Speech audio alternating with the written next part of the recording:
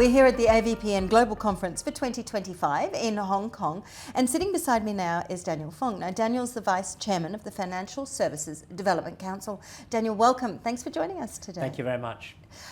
There's a huge funding gap, isn't there, when it comes to what we need to achieve with the SDGs? Indeed. I think we're at a particular juncture or crossroads because the SDGs were launched in 2015 to be achieved by 2030. We're now 2/3 of the way through that particular journey, and the striking statistic is only 20% of those goals have been met. We've only got 5 years to go. So what do we do? Instead of giving up and saying all is lost, I think private finance is the solution. We firmly believe that. And the reason why I say private finance can step in to complement government initiatives plus traditional philanthropy is because we're actually living through a historic paradigm shift. That is the shifting of wealth from baby boomers to Gen X.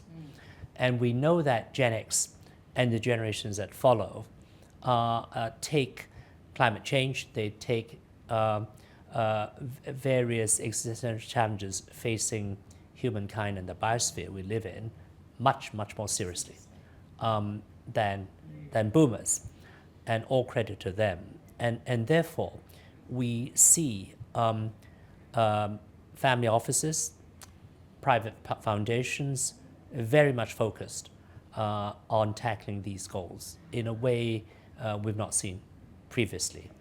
And that points the way to a solution to this extraordinary challenges we all face. Is there enough funding there? I mean, the numbers are staggering. I think there is. Okay. I think there is. We're talking in terms of multiple trillions of US dollars, many multiples, and therefore the money is there. The question is whether it can be unlocked, and I think it can, and whether it can be deployed to this particular end as opposed to more traditional avenues or channels for wealth creation. So I'm cautiously optimistic that we'll get there, and I'm a dyed-in-the-wool optimist. Otherwise, I would not get out of bed in the morning. So I think it's a battle well worth fighting.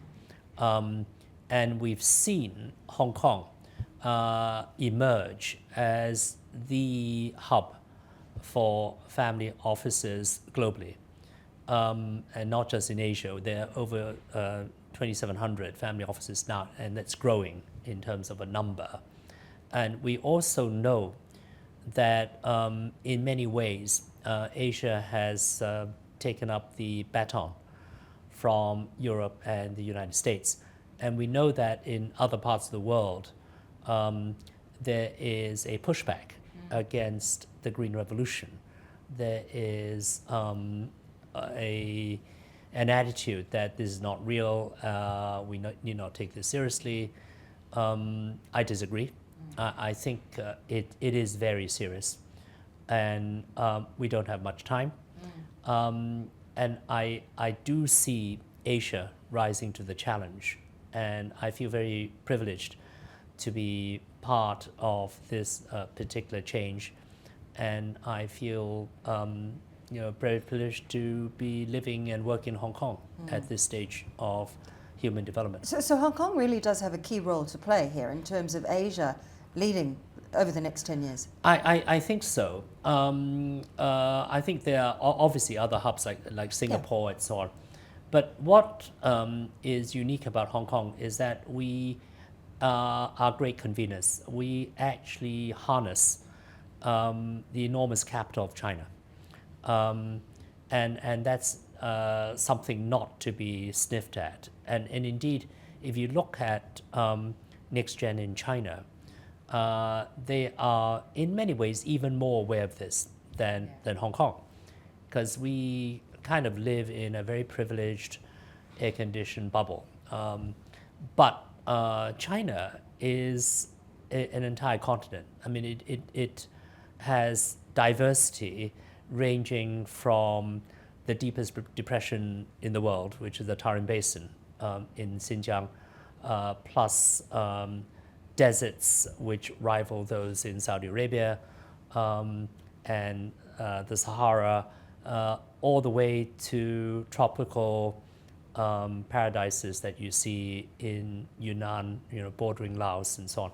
So they see the challenges in a very graphic way that in a place like Hong Kong, we kind of appreciate intellectually only, but maybe not so much touch and feel. But they see it because it's a big agricultural community.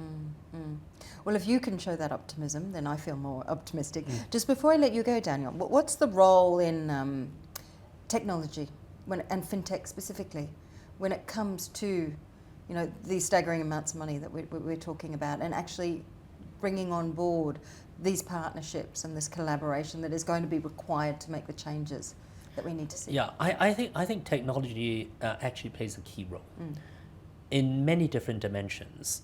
First of all, we can harness AI for data collection and data processing and data analysis. And we can also use AI to measure impact. So we can channel money where it's most needed. And we can also measure whether we do good in a real sense. The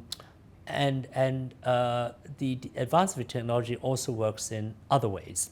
So for example, the emergence of a stable coin, which is a very new phenomenon, and the extraordinary coincidence or serendipity is that both China and the United States recognize simultaneously the value and impact of stable coin. We see that pushed from the White House and the Trump family, and also the private sector, companies like Tether and so on. We see that in Hong Kong. And we know that the Hong Kong government has announced stablecoin as a major policy. I look forward to the journey that we're going on. Thank you so much, Daniel, for joining us today. Really appreciate it. Thank you.